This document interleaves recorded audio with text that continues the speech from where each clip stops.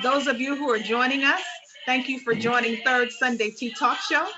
This is a talk show where we educate, advocate, and celebrate. Thank you all for joining us on this beautiful Sunday in September the 19th. And we have some amazing guests with us on today. But we want to give a shout out to our sponsors, Lincoln Heritage Life Insurance Company, as well as my dear cousin who's no longer with us, but she was with us from the actual beginning, and that is Julia Faye Briggs. And we're just so delighted that we had an opportunity to share in this life with her and for her to encourage and to sponsor us. And we thank all of our past guests, our new guests for joining us on Third Sunday Tea Talk Show. We are very excited about our show on today. Let's talk money. Yeah. There's a song, some people need it, some people can't live without it, but we are here today to talk about money. And we have some amazing bankers. I am a member of a credit union that I absolutely love. And I have Mr. Shaquille with us today from CQ Credit Union. And my dynamic co-host, my cousin by blood, our co-host, Evangelist Carolyn Lassane. She is going to introduce another career banker that is one of her really good friends. Thank you. Amen. To God be the glory. Just excited. First of all, we just give it all praise, glory, and honor to God. Hallelujah, who allowed us to see this day. And I have to say, Miss Janine, I don't know her well like that, but she came to my church, and I have her bio here, and I will read it just a little bit, but she came to our church and she blessed our church and this was pre-COVID. This was pre-COVID. So I pray that all of us, including myself, use some of the tools and tactics that she talked about for us while we were quarantined, while we were shut in the house. So I'm just excited about our special guest, Mrs. Janine Stubbs Taylor, who is just an amazing woman of God. She has a great testimony of faith in finances. The name of her website is Fruits of the Spirit. Fruits of Finance. Fruits of Finance. I'm sorry. Fruits of Finance. And she has 4 books and just, I'm going to get into her bio later, but she is just an amazing woman of God. And I'm so excited to hear her testimony. And I also have to always give a shout to my cousin, the amazing Dr. Akita Pearson, who is just doing great things in the body of Christ in Maryland, in the education system, just a blessed woman all the way around. And I always give kudos to her. God bless you all. And I'm excited that everyone is here with us today. Thank you. So we are going to get started here because this hour goes by extremely fast. Yes, it does. So Mr. Shaquille, can you tell us a little bit about yourself and CQ? I'll start with myself first. Of course, my name is Shaquille. I have been with the credit union for over almost 5 years, give or take. I came in junior year of college and actually came in as a teller, moved over to the platform and then did all the business development stuff from there with them. So to learn about the businesses, was talking to businesses, even personal to business, going back and forth between those two. So we learned the things that a lot of people don't really know along the way. So I use it in my personal life. So it was a great idea for us to actually come here and actually explain those things, and talk about these things, because we don't want a situation where something happens and you're like, okay, I don't have this, I don't have that, I'm not prepared for this, I'm not prepared for that. So being able to give that knowledge back is why I'm here too. I feel like I didn't say anything about myself. I'm sorry. Yeah, I feel like.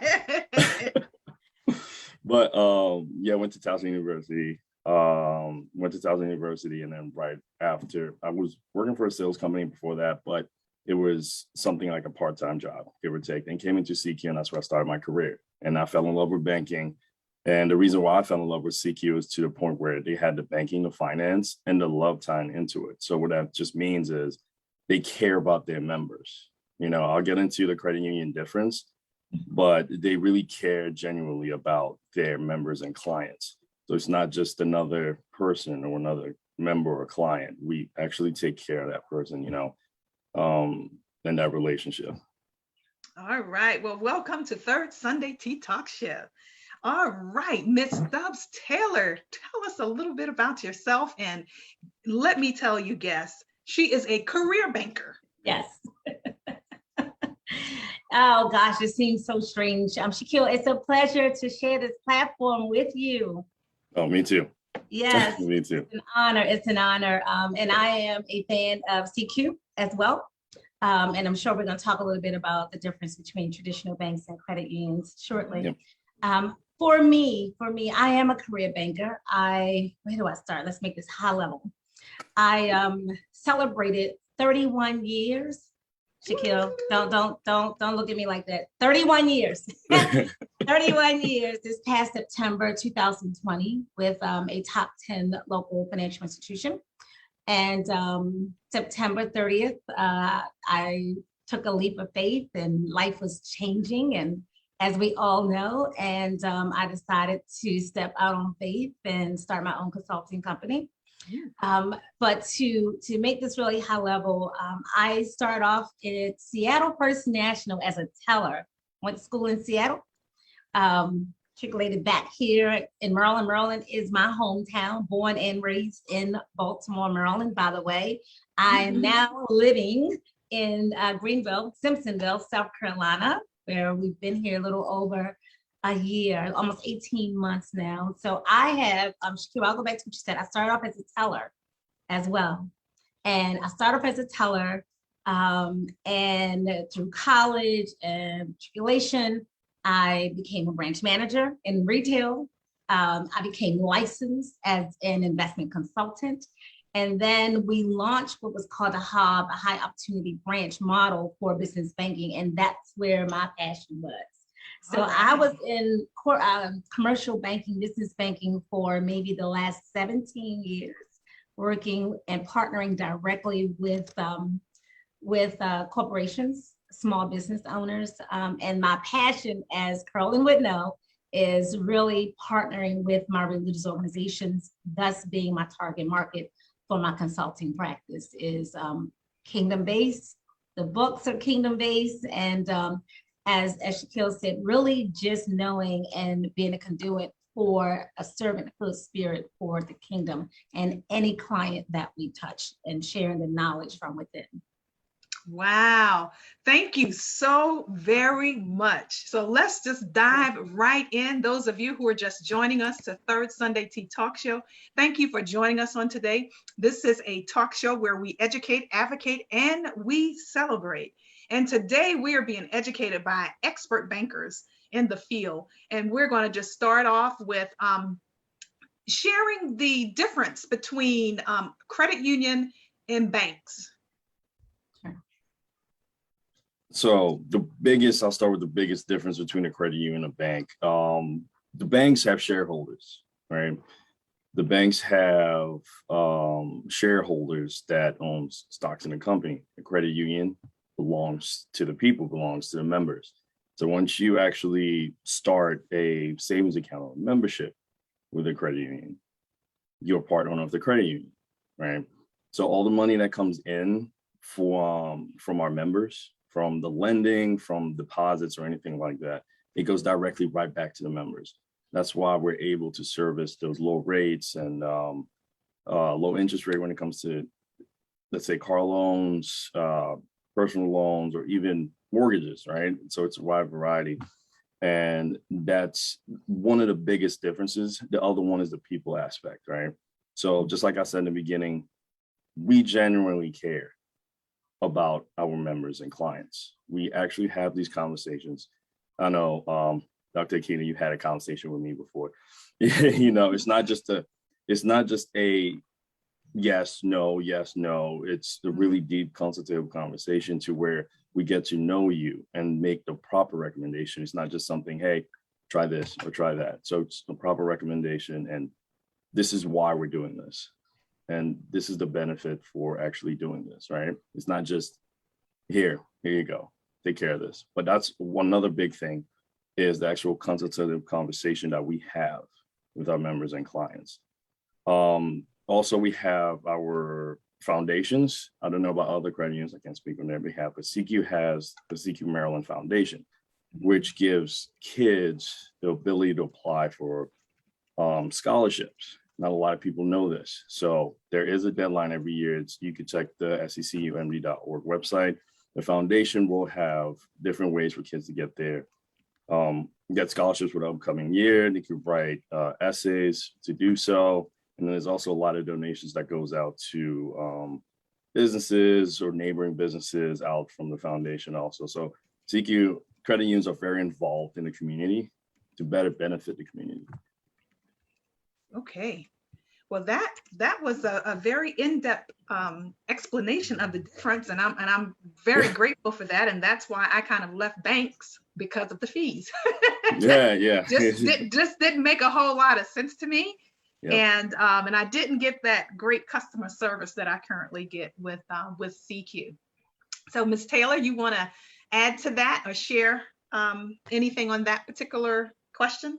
Absolutely. So I'll just piggyback on what Shaquille just stated. You know, whether you're looking for a checking account or a savings account, a loan or a line of credit, the one thing I will remind everyone is that we all have choices, and we all have choices. And the number one reason, in my professional opinion, why a consumer will decide whether I want to partner with a religious organization. See that, Carl? That's all I know. It's in the back of my head. Well, what a partner. Please remember, I said fruits of the spirit. You know, we all about, everything. So, okay. Yes. Yes. And I think it's just a minister in me also. And it is Sunday. Why a consumer will decide, do I want to partner? And let me just say, I'm using this term very, very, very sincerely when I say partner, because oftentimes we as consumers, we see ourselves as a transaction. We are not a transaction. We have to view ourselves as a relationship, and you want to be in partnership with a relationship bank. And I think I heard Shaquille said, where we're building relationships, we're understanding your priorities, and we're understanding your preferences. So although both banks and credit unions offer a lot of similar products, services, and solutions, it's primarily how the decisions are made when you think about it. So a credit union, as Shaquille said, is owned by its members. Okay, when you think about it, it's owned by its members. That's the institution is actually set up as a cooperative. It's a nonprofit organization, where a bank is a for-profit organization. So banks are going to focus on what? Making a profit. Getting money. Mm-hmm. When you think about it, and this means banks are focused, if they're focused on making a profit, rather than specifically entering and centering, if you will, on the needs of the account holder. Now, that does not say I am a 31-year career, 33-year career banker. Let me just make this very clear. It doesn't mean that you cannot receive the same level of in-depth relationship banking, solution-oriented services with a traditional bank. The question that you have to ask yourself is, what is the best fit for you based on your financial needs today, and what are your financial goals for the future? So this is one of the reasons why you'll find often that banks may charge higher fees. Why? Because they're for profit, okay, or a higher interest rate than a credit union. Interest rates on lendings also tend to be higher than banks. We know that, while the APRs on savings account products may be a little lower. And conversely, it depends on what the economic environment is dictating, which is important for all of us to know as consumers. And what is it that you're looking for from a relationship in your bank? It's your decision. I can't say this more important. I'm trying to change my view here. I can't say this with so much passion. It's about the relationship, not a transaction. And you build relationships with a Shaquille. And if I was still within the realm of partnering or working for a financial institution, I would call its name as well. Okay, but you think a bank is a bank is a bank. But at the end of the day, your relationship is with your banker, not as much as the bank itself as an entity. So do your due All right. diligence. Absolutely. That I'm telling, I'm being educated on today. It's all about the relationship. There's a Yes, song I love that says that. the relationship. Yes. It makes the difference. It makes a difference. So Yes. I know that we have one of my dear church members on the line with me, and she's a seasoned individual. How might we encourage our seniors, or what opportunities for our seniors may be available that may look different from anyone else? Like, I know we have, we talked about aspects for scholarships for school, and I know there may be opportunities for veterans. Are there any programs for seasoned individuals when we're looking at financial planning and things like that? And oftentimes we think that financial planning is already completed for a lot of our seniors, but then that may not necessarily be the case. Yes. You are absolutely correct, because I believe at every stage and phase of life, there's a learning process as it relates to finances. So whether it's from, and I'm not sure if anyone knows this, I'm a national certified financial instructor. We learn and identify our financial behaviors at the age of 5. Wow. At the age of 5. Wow. The moment that Carolyn, your mom tells you, no, sweetie, you can't have that, and you were like, why? You have already associated yourself with money and or a tangible product. Wow. Whether it's a toy, whether it's a game, whether it's a coat, whether it's shoes, at the age of 5. We all start to form our financial identity, our behaviors, our trends, our traits. Yes, and our fingerprints at the age of 5. So if you think that, at 21, we don't have it together. At 35, sometimes we don't always have it together, because learning and understanding the stages of finances is always evolving. So for seniors, it's interesting you would ask this question, Dr. Peterson, because just last Thursday, I hosted a Zoom session for Caleb's Army at a local church there, Word of Life, it's okay, in Baltimore. And what I thought was so powerful was this group of amazing, bright, resilient seniors. They, get the Shaquille, they wanted me to spend an hour educating them on fintech. Financial technology, yes. Wow, yeah. Yes. So our seniors are hungry for knowledge. Financial institutions offer so many amazing proprietary workshops that are dedicated to seniors, dedicated to the different seasons and stages of our finances. And don't think just because a senior may be retired, because retirement age is much longer. Some of us are working far longer or past the age of 62, okay?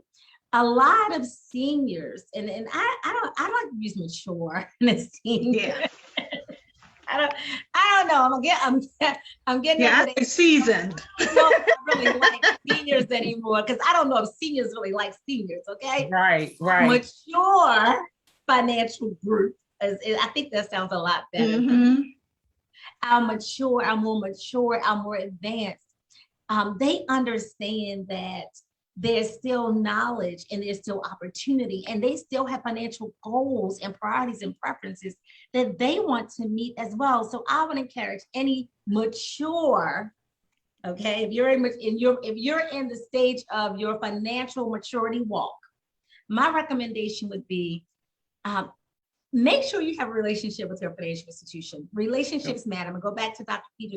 Peterson's comment. You said, my bank, when you started, I listened very well. You said my bank, my banker. That's a relationship. So therefore, if your banker understands the different trends and different traits and the different seasonality of your finances, different stages, then your banker will be able to meet you where your needs are and make Yes. directions, Exactly. but where you're going. And don't believe for a second that our seasoned, mature financial clients don't have goals, whether it's a set income or not. They still have goals and they're still eager to learn fintech. And our teaching on fintech to seniors. Yeah. Unbelievable. That was well said. That was well said. Couldn't say anything better. But yes, of course, it starts with the relationship, of course. Just like you said, every financial institution, they have the resources to actually see the different stages, right? You see the different stages from 5 years old, 15, 25, 35, 45, the list goes on. Then we do have the resources to actually have these conversations with our seniors, right? And see where the area of opportunity is, or see what they need help in per se, or even if it's something like, okay, let's do something as just simple as budgeting. I could take 30 minutes out of my day, schedule a call if you can't come in, we could talk about it. You tell me what's going on, we'll have a conversation, and then we'll figure out the next steps, right? So that's another thing too. Once you have the relationship set in play, I personally do not mind lifting a call up. I'll give you a call at 4:00 on Thursday. We'll sit on the phone for 45 minutes and then we'll talk and have a first conversation, right? And then see what's going on. So where does that come from? The relationship, right? If you feel comfortable enough to tell me, hey, Shaquille, I really need to have a conversation with you about this, right? Doesn't matter what life stage. And I want to see what you think about it or see what the next step could be for me, right? No problem. You can't come in, no problem. We'll give you a phone call because I know we are going through a hard time right now. And through the hard time, you need that relationship too, even before or after. But now a lot of people need it more than ever, right? So given that, I'll take it out of my day. I'll give you a phone call. We'll talk, we'll have that conversation. Whatever you need help, it could be fintech too, I'll sit there and actually take my time and listen, and then after that, I'll give my recommendation. So just like the brand now is the relationship. That's what we're going to put that on top. Absolutely. So I also know that there are business individuals who are in business, aspire to do business, have their own businesses on the side. Can you share some of the most important things that those who have small businesses or aspire to have businesses to be in place? I know that there were a lot of PPP funding that was available. So a lot of people got it. Some people couldn't get it. All those kinds of things. And I know that there were a couple of individuals who even called me to see about it, but one did not have the proper things in place with the financial institution, so they were denied. So can you all talk about that a little bit? Okay. Shaquille, did you want me to speak to the PPP or just overall? Okay. I'll just do a little overall, like 2 seconds. Okay. It's just what I would say when it comes to, let's say, a situation like that, a new business owner or somebody that's been in business for a little while, maybe then don't have the proper, documentations or things like that. What I would say is it's the team and the relations that's around the business. I would say it's not, we'll take the financial institution out of it for 1 second, right? The relationship behind the business and the people that you have on your team per se. It might not be directly into the business or directly involved in your business, but those people are probably will be the most important people you need to actually run your business, right? From your accountant, right? From actually your actual financial consultant that actually goes through all your finances when it comes to the business and the personal, the person that will actually tell you the difference between using something for your personal and your business, So it's like the overall relationship that you have with those people that will make your life easier when you go back and have that relationship with your financial institution, because now you have everything in play. You go to your accountant will tell you exactly what to do next with your taxes, right? Your business taxes, your personal taxes. If you're working if you're doing a business on the side, you know a little bit of the differences between the both, right? Because not all of us going to know that, you know, but just like I said, it's just that overall relationship that directly ties in with the PPP that will have you prepared and ready. So if something does happen, you already have these things. You just reach into a folder and you're like, here you go. Wow. You know. The only thing I'll add to that, I'll go speak to the first question at hand in terms of business owners. That's my passion. That's where I spent quite a bit of my time, almost 18 years, just in corporate banking, commercial banking, business banking, in that realm. Couple of thoughts just to take away from the question. I'll speak to the PPP loan on the latter end of my comment. As a business owner, Shaquille, you nailed it, team. The question that I'll ask, whether you are an existing business owner, whether you are an aspiring entrepreneur, who's on your team? And oftentimes when I ask my clients that question, during that discovery conversation, that's that initial conversation, we call it a discovery conversation. Oftentimes the response is, I get a lot of the internal employees. And from a financial perspective, when someone asks a business owner or an entrepreneur, and there's a difference between the two, who's on your team, you need to start thinking about external partnerships, external relationships. Shaquille said, who's your accountant? Okay. If you feel like you don't have an accountant right now, or you're just at that infancy stage, you don't need an accountant, what software are you using to capture your financial statements? Okay. Your attorney, who's your attorney? Okay.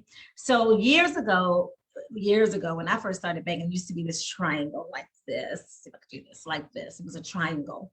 And you had the client at the top of the pyramid. On each corner, you had the accountant and you had the attorney. Those days are over. Those days are over. You can kind of scratch that whole model because now everything is more of a square. And if you don't worry about where you fit in quite yet. I'm going to tell you, but in every corner of that square, you're going to fit, but you're going to fit in the center. Because everyone on your team, from your banker, and the reason why I say four, because I'm a financial consultant now, so my role is very different that of Shaquille's as a banker, but I communicate with bankers almost every day for my clients, when you think about it. So when you give thought to this square, you have a consultant, you have your banker, you have your CPA, you have your attorney, and in the center is you, and you become the common denominator. Right. So if the four individuals, and you can have as many on your team as you want or as you need based on your industry, but if your team does not have your vision at their best interest, or they don't understand your vision, or they don't have to always support your vision, but they have to respect your vision, understand your vision, have buy-in into your vision, so that we all play one role. And that is to help you to be as successful as you possibly can. But don't ever forget, my business owners, you're in the center, you are the common denominator, and everybody on your team work for you. Woo!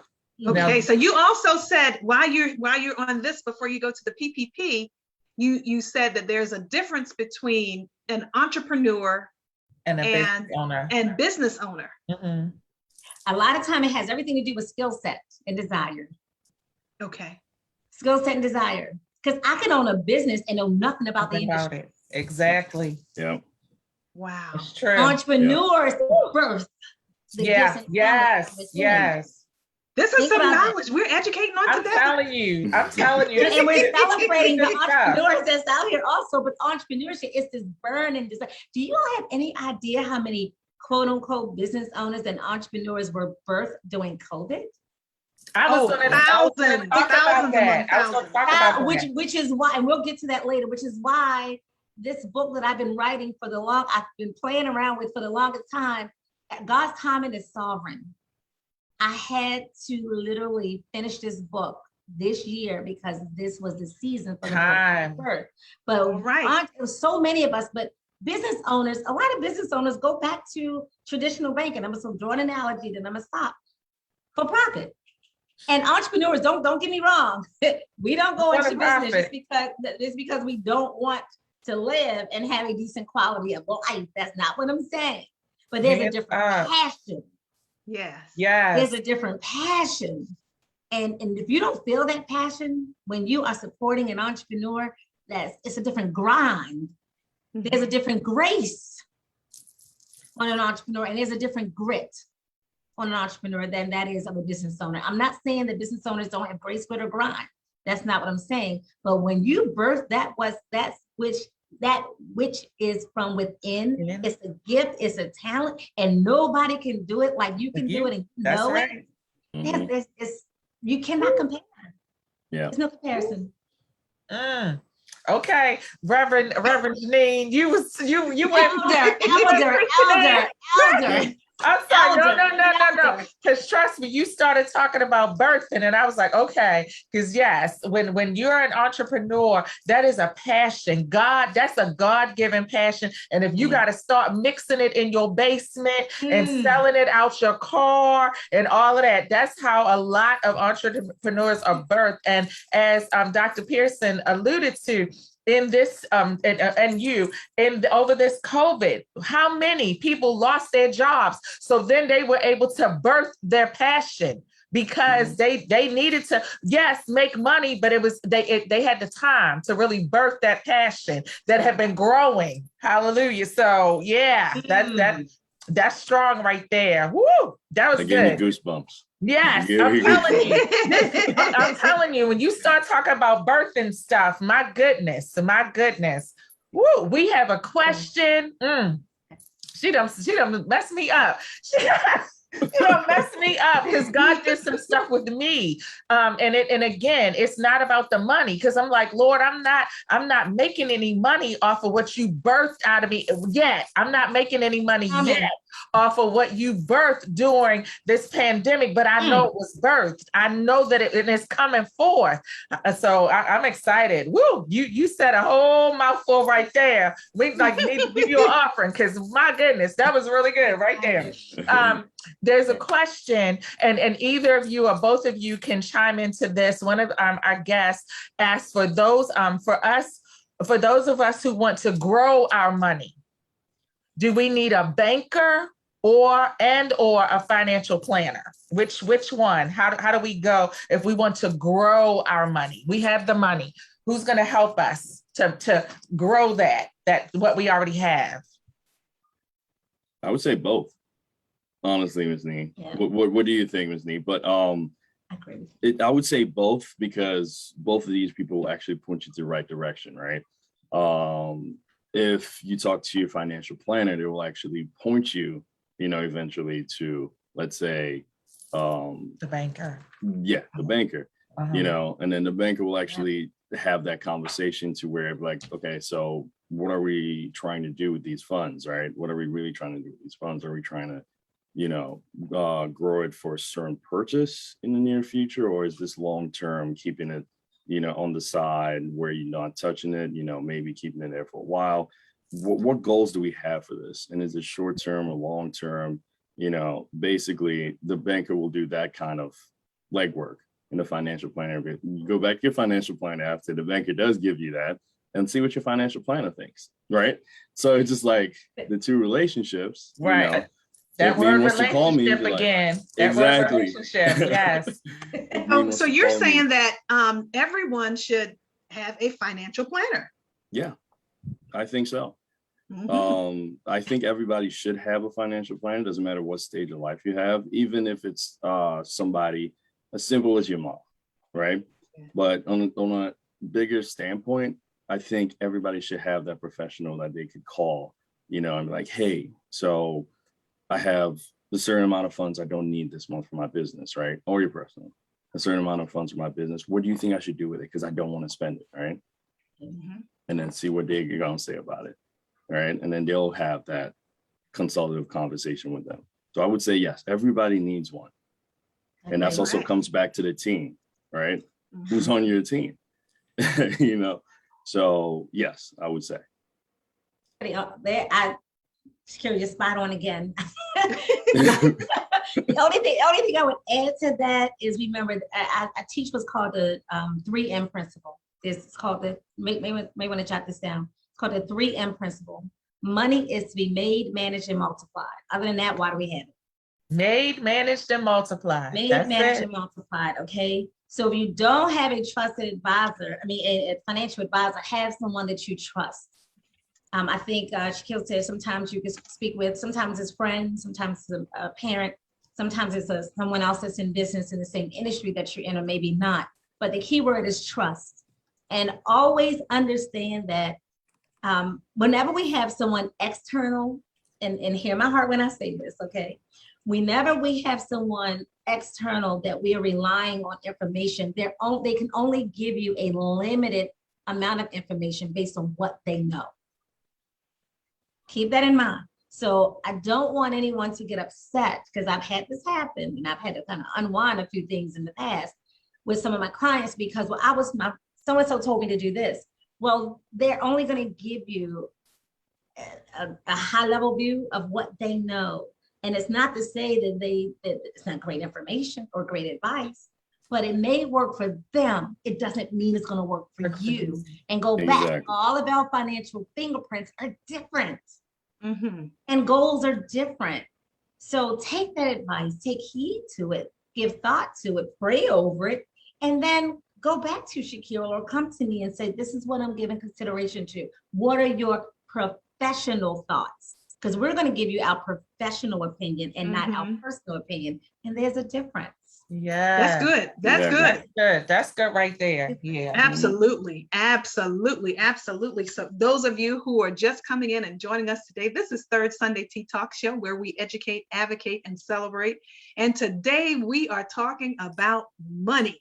And we just learned that money is for being made, being managed, and being multiplied. And I love it. I believe in having multiple streams of income. That's it. And we need individuals to help us manage that, because I truly believe we should be good stewards over what we have been given and been blessed with.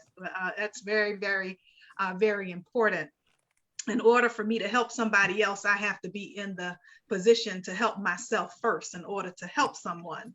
So that's very important. And oftentimes individuals may not feel comfortable talking about money, but I have no problems talking about money. Yep. It's we need it to live, we need it to grow and expand. It's necessary. And when you're in ministry, it takes money to do ministry, whatever it is that you're doing. And oftentimes individuals may not think that some of the things they do is ministry, but it really is. I know there are some people who do a card ministry, but that's a source of money that you're paying out. And you may say, well, I'm going to donate and I want to maximize, but I don't really know how to maximize that. Well, it's really an entrepreneurship thing. Even though you're classifying it as ministry, it is still something that should be considered to manage and see how it can grow without it being a tax on you as an individual. For the most part, if you have a desire to do it, but may not have the means to do it to the level that you would like to have it done. So I also want to get back to the PPP. So Elder Taylor. Yes. So I had the pleasure of round one and round two. I had the pleasure of being one of the chosen ones, Shaquille, to underwrite the PPP loans. And I'll tell you just maybe two of the most common, common reasons that was cited, if you will, for a lot of the PPP loans not being processed. I won't even say approved, because you gotta have the documents. I'm gonna tell you before we can get to an approval or a decline. It really wasn't really an approval or decline. It was all about timing. For the PPP loan, it was all about timing. Yeah. And oftentimes there were I'm giving you the main document that was lacking was the IRS payroll document. Okay. And a lot of clients were under the impression that, well, if a 1099, if they're a 1099, I could, consider them on my payroll. You cannot. It was only W-2 They had to have been a W-2 employee, including yourself, in order to be considered I'm going to say an employee through the PPP loans. Another aspect of it, a lot of the financial institutions had a lot of stipulations. So there were some financial institutions that said you had to be a deposit only client in order to come to us for us to process your PPP loan. Then there were some financial institutions that said you had to have a loan with us, i.e. even a credit card or line of credit or term loan, and a deposit account. So a lot of financial institutions set criteria in order for their clients. And I do not believe in the word customer for financial. When you're a financial institution, you are a client. You're not a customer. You're a member for a credit union. You are a client for a financial institution. A customer you may see or may not see. That's a transaction. A client is a relationship. A member is a relationship. So PPP loans, believe it or not, a lot of those loans were processed based on relationship with a financial institution. And then a lot of businesses did not have the proper documentation. Some weren't in good standing. So if you come, and these are all the things that we are checking as underwriters, we're checking. We're doing the math. They wasn't completing the form. I mean, and that's okay, because a lot of the business owners that were able to have their PPP loans approved go back to the team. They had an accountant that was familiar with how to complete the required forms, what documentation was required. So even if I'm not advocating go out and get an accountant and put another expense on your P&L. That's not what I'm saying.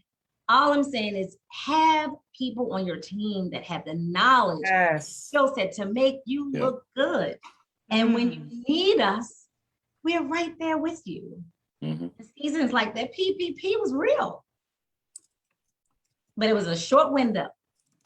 And that window closed on a lot of business owners that needed those funds. Yeah. Wow. So where would you all suggest individuals who may be entrepreneurs to, where would they start after, how would they start? Even if they're already started being an entrepreneur and they may not have all of the four corners of the square, where should they start? I would say, I could jump in it for a little bit. Okay. Because so, I feel a certain kind of way, but I'm gonna hold back for a minute. I'm passionate about my business owners. Oh, actually, then you go. You go. I'll go to this. Oh, glasses off. Gloves off. No, glasses back on. I need to see you. Oh man, all right. You're gonna, Dr. Pearson, are you gonna invite me back? Oh, absolutely. Go ahead. Yeah. All right. So, business owners, the first thing you have to understand is that you can't do it all. You can't. The number one reason why, and I'm gonna see if anybody can nail this in the chat. What is the number one reason why most businesses fail? Put it in the chat, or just raise your hand. Just take yourself off from mute if you don't mind. Number one reason why most businesses, and I don't even like the word fail, Holy Spirit, thank you for the correction, why most businesses do not succeed in the first, how many years, Shaquille? 3 to 5 years. Why is it that I started my business year 1 and year 3, I'm closing my doors, and it had nothing to do with the economy? What's the number one reason? Who said forward planning? Me. That's it. Number one reason, it has most of the time has nothing to do with resources. So if we could just plan and understand that it is okay to trust and ask questions and bring on individuals that may have an expertise that if you are the best cookie baker in America, and I know I can bake really well, I love to cook, I can bake, but guess what? Go ahead now. Make the best cookies in America and do what you do well. And let the folks that's going to show you how to manage, and multiply your money. Let us do it, and we do it well. You win, we win. You're not successful. For those of us that are passionate about what we do, passionate about our callings, passionate about our members, passionate about our clients. If you are successful, we feel it along with you. Oh yeah. We rejoice with you. We take the risk with you. We accept the reward with you. But my business owners, you have to get to a place where it's okay to say what you don't know and to act before it's too late. We don't plan to fail. It's that I'm gonna say it's the failure plan. Right. Bring on that. All right. So I tell you, this has been awesome. Our time, it goes by so quick, but I don't want to leave this space and not talk about just regular budgeting and different ways to save monies like the IRAs and those kinds of things. So just basic budgeting for those who are not entrepreneurs and who do not aspire to have businesses, but the element of budgeting and the importance of budgeting and how financial planners and financial institutions may be able to assist individuals who may just work a job in that aspect of budgeting. So, yeah, I would say when it comes to budgeting, there is a lot of fintech tools that you could actually use to start budgeting, right? That's one of the simplest ways I would say to do that, right? Is actually finding, okay, you get paid every 2 weeks. You get your check every 2 weeks. You know how much you typically spend on groceries. You know how much you typically spend on the light bill. It comes once a month, or your mortgage, or everything in that nature, right? Start, if you're not familiar with technology, it's as simple as taking a notebook out, right? Not even taking a notebook out, put everything down, plus and minuses, all right? Not everything is going to be the same every month, but if you decide to pay yourself first when you get these things, these bills that's coming in and your actual paycheck comes in, you pay yourself first. Typically, the rule is sometimes 10%, right? You pay yourself 10%, and then you decide what you want to do with those funds. Just like you mentioned, I'll throw it in an IRA. There's also great benefits of throwing it in an IRA, a Roth IRA, a traditional IRA, or even if you want to throw it into an IRA that you're saving up for your kids that's going to college, right? So you just have to find out what you want to save these funds for, right? Because a lot of people, what I've seen is they do great with budgeting, right? Great with budgeting. Sometimes I've seen folks save 20%, great with budgeting. They're not living like it's hard for them to do that. They put 20%, 10, 20% away, but they don't know what they want to do with those funds. Because when we're younger, when we're 5 years old and you want that thing, mom says, no, you can't do that. All right. You can't do that. There's 2 things you could do at that point. You get a little $10, $5 every week for mom to go to school, whatever. You have 2 choices. You spend it all on those cakes at 10 o'clock lunch, 10 o'clock break, or at lunch, or you save it and try to get that thing. So it's like you have to find out, you're saving that 10, 20%, but you don't know what you want to do with it. Once you find out what you really want to do with it, example, we're making it multiply and grow, right? That's actually a big purpose. If you want to keep it for your kids, that's perfectly fine. If you do have a goal of buying another home, that's what those funds are for. So you do now have this drive and purpose for you to be able to budget right, use those tools, and go back to your partners. Like, hey, so I have this 10% here, right? I've been saving it into the savings account that's paying so-and-so. What do you think else I should do, right? What other benefits I could actually get by saving these funds, right? But first you find you do take your 10%, budget right, use your budget tools, right? Like, for example, we do have our online stuff. And then you could, just like I said, you could write it down. You take that 10%, pay yourself, and find out, what am I going to do with these funds? Right? Is it rainy day? Because if it's rainy day, that's fine too. I'm not saying that's not fine. That is perfectly fine. Because what happens when your tire blows out? Knock on wood, right? You do have that safety blanket for you to jump on. So you just have to find out, what are we going to do with this, right? What is my goal for this?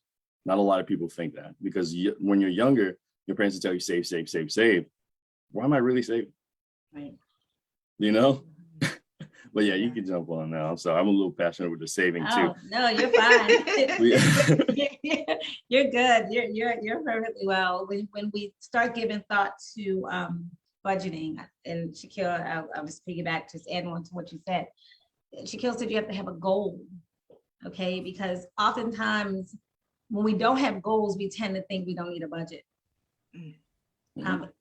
Budgets involve there's in my book, there's 12 steps to a budget, but always remember, I'll just give you 2 right now. Time and tolerance. Budget requires your time frame. What's this goal? How long is it going to take me to reach this goal? Or do I need to read? What's my timeline to get to this goal? And do I have the tolerance to make sacrifices? And budgets require sacrifices. And I'm gonna give you a formula to start with right now. And it's called your 4. And Shaquille, I know you already know this. It's called your 4, F-O-R.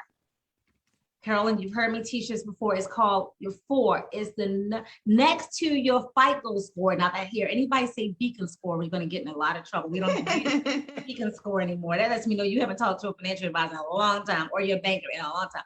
FICO score, okay? Carolyn, if you don't mind, you can also include my the consulting website, which I'll put in the chat in just a few. Thank you. If you think about, there's 2 scores, 2 critical and scores that all of us today have control over.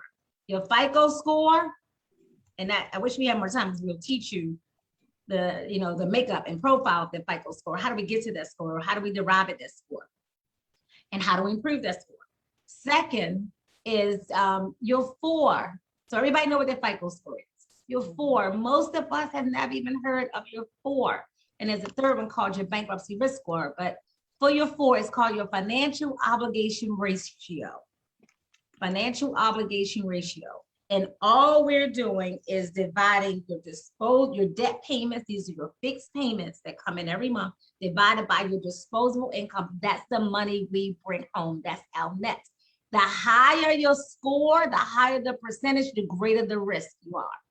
When I say risk, the greater the risk is in you not having the ability to pay your monthly obligations. It's called your 4.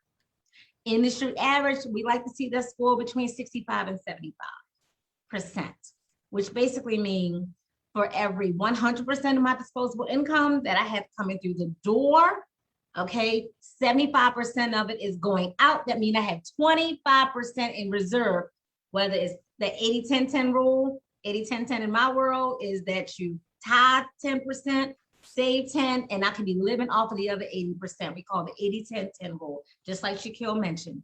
So now I'm saying I got an extra 20%, 25%. If my 4 is at a 75%, then now I'm 10%. And mind you, some of us are going to think, oh, out of that 25% that I have left over every month, I can tithe. No.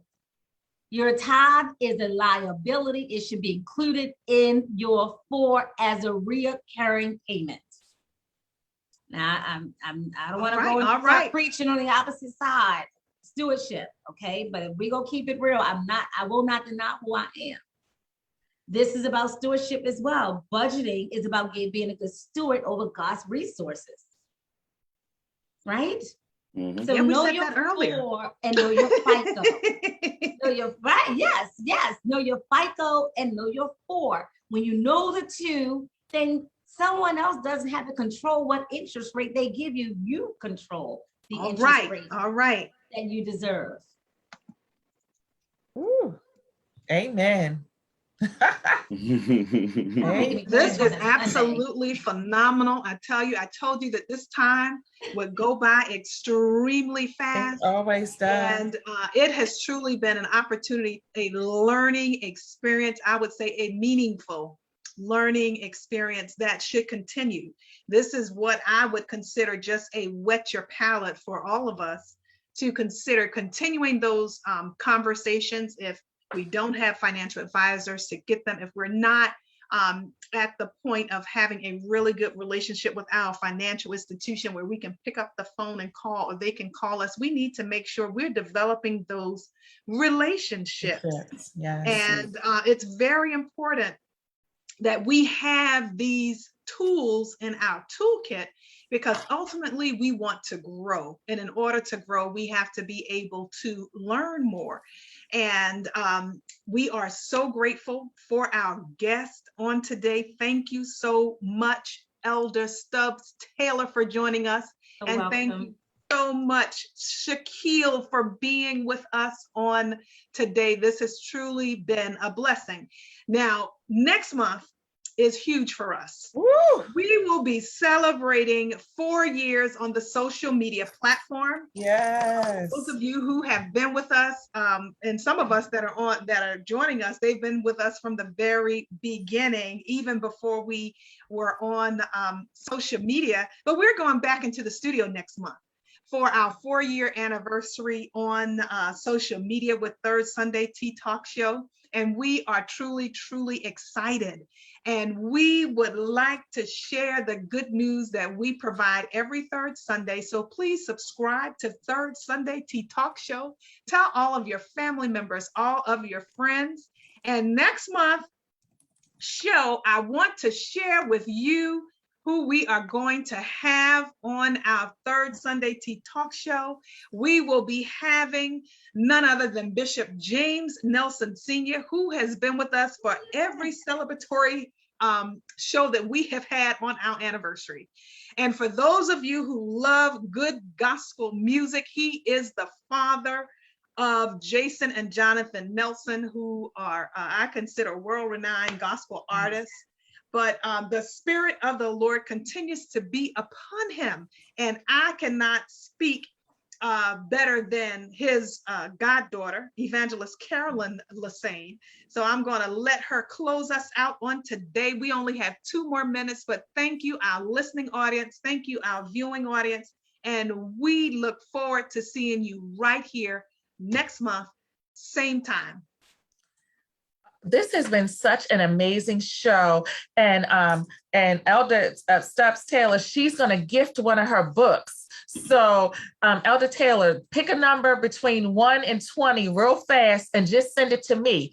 Everybody else, put in the chat a number between 1 and 20, and whoever gets the closest to the number that Elder Taylor has given to me will, she gave me her number, so come on, put your numbers in there. And we will be giving away one of her amazing books. Please, she put her website information in there. Please. And again, I can't even, all I can say, because we usually do the defining moment really, really quick, it's time. It's all about timing, and now is the time. Those things that God has been speaking to you, those things that God has been birthing in you, those things that you've been dreaming about, all of that is now is the time. We are at the Jewish calendar, Rosh Hashanah in that season, Yom Kippur. Now is the time. Don't have no clay or anything under your feet. Now is the time. Now is the time. Connect with these people, connect with your financial planners and things of that nature. But now is the time, because it is all about timing. It's all about timing. Again, we are so excited about next month. My godfather, Bishop James David Nelson Sr., y'all know he's going to preach the house down. He's going to give us some mighty wisdom. I've been blessed to be his personal assistant for almost 30 years now. And it's just a blessing to me. I get fed every single day. Trust me, I get fed every day. Amen. And I just cannot wait until next month. Thank you all so much. We do have a winner, Maisie Archie. You are our winner. Hallelujah. So please, please, in the chat, put your address, put your information so that we can get that book out to you. Congratulations to you so much. And again, we are just thank you all. Thank you, Shaquille. Thank you. Thank you, Elder Taylor. Thank you. I feel like we need to do a part 2. I really do feel like a part 2 is being birthed into my spirit. I feel All like right. part 2 is being birthed. So, but I just want to say thank you all so much. And again, always thank you to our founder, God